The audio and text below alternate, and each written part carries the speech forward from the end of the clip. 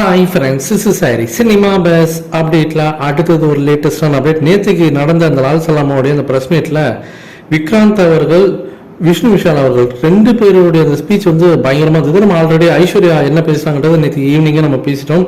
So Vishnu Vishal அவர்கள் பேசும்போது செமையாக பேசியிருந்தாரு. ஏன்னா எந்த அளவுக்கு இந்த படம் வந்து அவருக்கு எமோஷனலி கனெக்ட் ஆகிருக்கு, அதே போல் எந்த அளவுக்கு ரஜினி சார் வந்து இன்னுமே நம்பர் 1 பொசிஷனில் ஏன் இருக்கிறார் அப்படின்னும் போது, தான் வந்து இந்த படத்தில் கமிட் ஆகிறதுக்கு முன்னாடி அவருடைய அந்த மகனுடைய அவங்களோட எக்ஸ் ஒய்ஃப்னு நினைக்கிறேன், எனக்கு கரெக்டாக தெரியல பாருன்.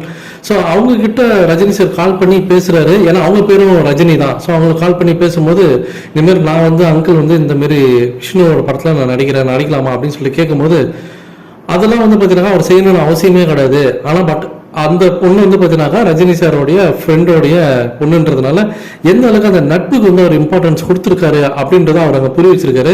ஸோ இதெல்லாம் பார்த்தீங்கன்னாக்கா வந்து அவர் மேலே எனக்கு அவ்வளோ ரெஸ்பெக்ட் எனக்கு வந்து வர வைக்குது.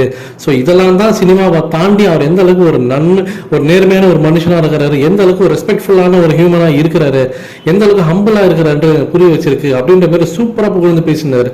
அடுத்தது விக்ராந்த் அவர்கள் பேசும்போது அவர் ஒரு படி மேலே போயிட்டு, இவர் பார்த்தீங்கன்னாக்கா ஒரு புதுமுக ஹீரோ வந்து எப்படி நடிச்சார்னா பயந்து எப்படி வந்து நாம் வந்து எப்படியாவது இந்த படத்தில் வந்து ஜெயிச்சணும், எப்படியாவது நம்ம இதில் நல்லா பர்ஃபார்ம் பண்ணி அடுத்த கட்டத்துக்கு போகணும்னு எப்படி வந்து ஒரு புதுமுகம் ஹீரோ வந்து எப்படி பர்ஃபார்ம் பண்ணுவாங்களோ அந்த மாதிரி தான் பர்ஃபார்ம் பண்ணுவார்.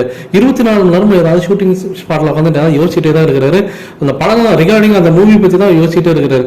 நான் ஒரு தாட்டி போய் கேட்டுவிட்டேன், என்ன சார் எப்போ பார்த்தாலும் இதை பற்றி யோசிச்சுருக்கீங்க அப்படின்னும் போது, பாலச்சந்தர் ஒரு காலத்தில் வந்து தனக்கு வந்து சொன்னதாக அவர் வந்து சொல்கிறாரு. என்னன்னா, நான் சொல்லிக் கொடுக்கறது நடிக்கிறது இங்கே 1000 பேர் இருக்காங்க, ஆனால் ரஜினி என்ன ஸ்பெஷலாக அந்த சீனில் பண்ணார், என்ன பர்ஃபார்ம் பண்ணாருன்னு தான் எல்லாம் பார்ப்பாங்க அப்படின்ற மாதிரி பாலச்சந்தர் சொன்னதை இன்னைக்கு அவர் ஞாபகம் வச்சுட்டு பாலச்சந்தருடைய ஒரு சிஷியனா இருந்து இன்னைக்கு அவர் வந்து பார்த்தீங்கன்னாக்கா பர்ஃபார்ம் பண்ணுறதுல எந்த அளவுக்கு கான்சன்ட்ரேட் பண்ணுறாரு, ஜஸ்ட் லைக் தட் அப்படின்ற மாதிரி நடிச்சுட்டு போகாமல் இன்னைக்குமே பார்த்தீங்கன்னாக்கா அவர் ஏன் வந்து நம்பர் 1 பொசிஷனில் இருக்கிறாரு, எங்களுக்கு இன்னைக்கு வந்து பார்த்தீங்கன்னா அவர் வந்து காம்படிஷன் கொடுத்துருக்காரு, இன்னைக்கு இருக்கக்கூடிய ஜென்ரேஷனுக்கும் எந்த அளவுக்கு பார்த்தீங்கன்னா போட்டுன்னு அவர் நடிச்சுருக்காருன்றதை அவர் வந்து சொல்லி காட்டும் போது நமக்கு வந்து ஒரு கூஸ் பம்ஸாக தான் இருக்கு.